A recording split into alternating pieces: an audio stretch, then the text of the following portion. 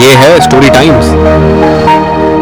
आज की इस रहस्यमयी कथा का नाम है अजगर, जो एक प्राचीन हिंदी लोक कथा पर आधारित है। इस कहानी के माध्यम से हम आपको ले चलेंगे एक ऐसे राजमहल में जहां सत्ता की भूख और ईर्ष्या ने एक निर्दोष राजकुमारी के जीवन को संकट में डाल दिया। कहानी में मुख्य किरदार हैं रानी शोभा, उनकी बेटी देवी और एक दुष्ट रानी रूपा, जिनकी महत्वाकांक्षा ने पूरे राजमहल को हिलाकर रख दिया। क्या आप कल्पना कर सकते हैं कि एक राजकुमारी का विवाह किसी अजगर से हो सकता है? क्या होता है जब ईर्ष्या और घृणा से भरी एक रानी अपनी बेटी के लिए वही रास्ता चुनती है जो उसकी सौतन की बेटी के लिए कष्टदायक था?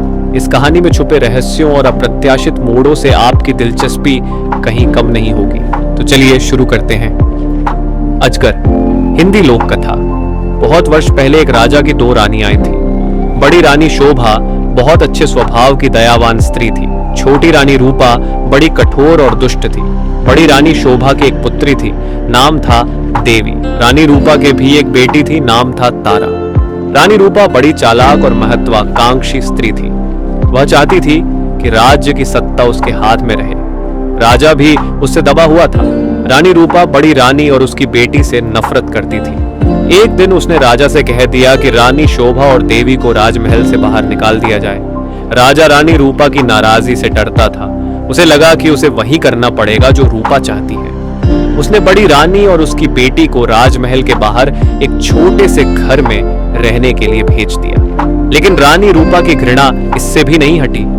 उसने देवी को आज्ञा दी कि वह प्रतिदिन राजा की गायों को जंगल में चराने के लिए ले जाया करे।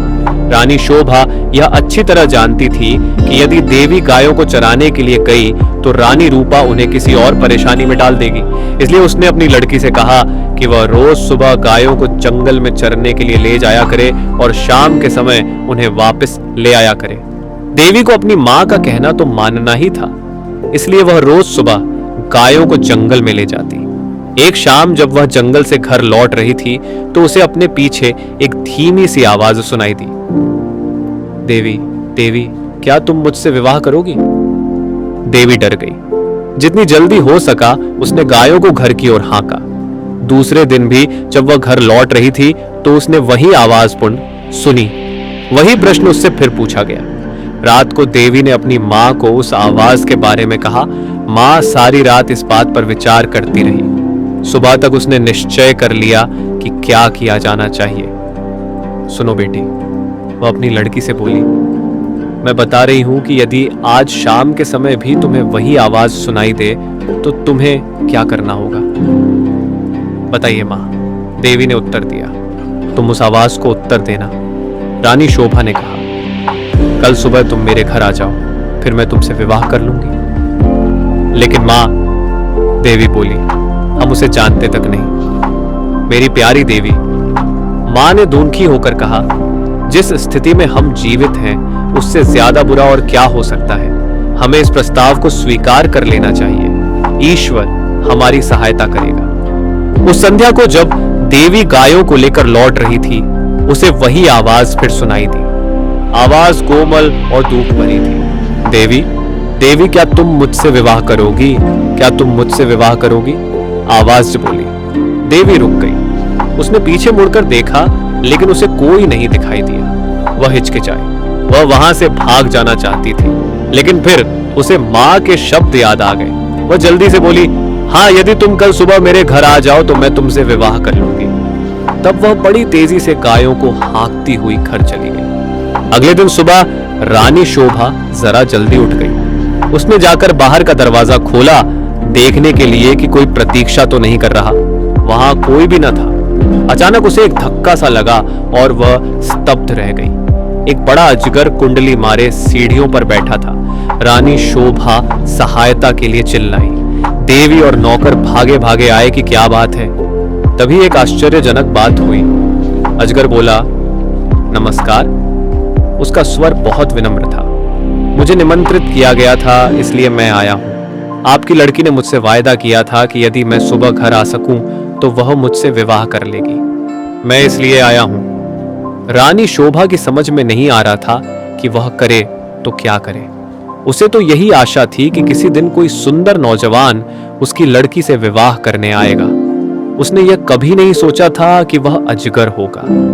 एक नौकर भागकर रानी रूपा के पास गया और उसने सारी घटना बतला दी। रानी यह सुनकर प्रसन्न हुई। वह उसी समय अपने नौकरों के साथ रानी शोभा के घर गई। यदि राजकुमारी देवी ने किसी के साथ विवाह का वायदा किया है, वह बोली, तो उसे अपना वायदा अवश्य निभाना चाहिए।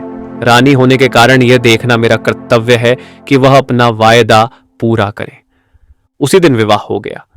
रानी शोभा और देवी के लिए यह कोई प्रसन्नता का समय नहीं था, लेकिन इतने दुर्भाग्य सहने के बाद वे किसी भी प्रकार की विपत्ति का सामना करने को तैयार थीं। विवाह के पश्चात अजगर अपनी पत्नी के साथ उसके कमरे में गया। सारी रात रानी शोभा ने प्रार्थना करते हुए बिताई कि उसकी बच्ची ठीक ठाक रहे। दूसरे दिन बड़े सवेरे उसने देवी के कमरे का दरवाजा खटखटाया। एक सुंदर नवयुवक ने दरवाजा खोला। देवी उसके पीछे खड़ी थी। मैं आपको कह नहीं सकता कि मेरी जान बचाने के लिए मैं आपका और देवी का कितना आभारी हूं, वह नवयुवक बोला। मैं एक शाप के कारण अजगर बन गया था। एक वन देवता मुझसे क्रुद्ध थे और उन्होंने मुझे अजगर बना दिया। बाद में उन्हें अपनी करनी पर दुख हुआ। तब उन्होंने कहा कि यदि कोई राजकुमारी मुझसे विवाह कर लेगी तो मैं फिर से मनुष्य बन जाऊंगा। और अब देवी ने मुझसे विवाह कर लिया है। मेरा शाप उतर गया है। अब मैं फिर कभी अजगर नहीं बनूंगा। रानी शोभा बहुत प्रसन्न हुई। वह अपनी लड़की और दामाद को राजा से मिलाने के लिए ले गई। ये बड़ी विचित्र घटना थी।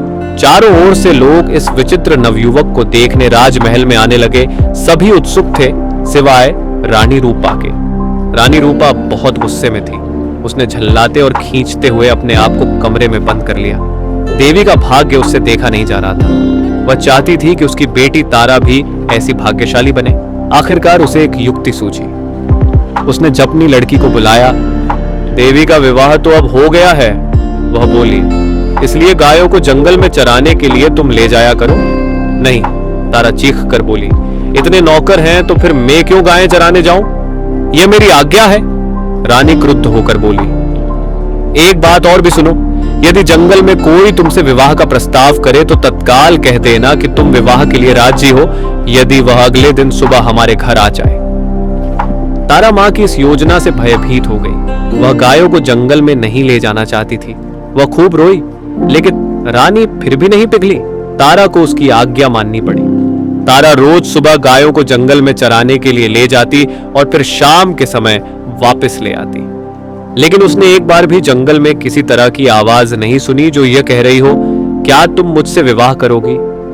फिर भी रानी निराश नहीं हुई। जंगल में कोई अजगर तो था नहीं जो तारा से विवाह का प्रस्ताव करता। इसलिए उसने खुद अजगर ढूंढने का निश्चय किया। उसने अपने नौकरों को एक अजगर लाने की आज्ञा दी। बहुत खोज करने पर काफी दिनों पश्चात उन्हें एक बहुत बड़ा अजगर मिला। उसे पकड़कर वे राजमहल में ले आए। आखिरकार रानी का अभिप्राय पूरा हो गया और उसने तारा का विवाह इस अजगर से कर दिया। अब रानी को संतोष हुआ। विवाह की रात तारा तथा अजगर को एक कमरे में बंद कर दिया गया। रानी अधीरता से सुबह की प्रतीक्षा कर रही थी। रानी रूपा ने सवेरे सवेरे ही लड़की के कमरे का दरवाजा खटखटाया, लेकिन कोई उत्तर न मिला। उसने जरा और जोर से दरवाजा खटखटाया, लेकिन दरवाजा तब भी न खुला। रानी से और प्रतीक्षा न की गई और उसने धक्का देकर दरवाजा खोल दिया। मोटा अजगर जमीन पर पड़ा हुआ था, लेकिन तारा का कहीं पता नहीं था। रानी चीख पड़ी। महल में सभी ने उसका चीखना सुना। राजा और नौकर भागे आए कि क्या बात है, राजकुमारी कहाँ है? सब चिल्लाए, वह तो अजगर के पेट में होंगी। रसोइया बोला, देखो वह कितना मोटा हो गया है। रानी अब बड़ी जोर जोर से रोने लगी। राजा भी रोने लगा। रसोइया अपना सबसे बड़ा चाकू ले आया। वह बोला, यदि वह अब तक जीवित हुई तो मैं राजकुमारी को बचाने की कोशिश करूंगा। उसने अजगर का पेट चीर डाला। तारा अच्छी भली जीवित थी। रसोइये ने उसे बाहर खींचा। वह चीख मारकर अपनी मां की तरफ भागी। अजगर की मृत्यु हो गई और साथ में रानी रूपा की इस इच्छा की भी कि तारा का विवाह देवी की तरह ही किसी योग्य और संपन्न नवयुवक से हो। आशा करते हैं कि यह कहानी आपको बहुत पसंद आई होगी।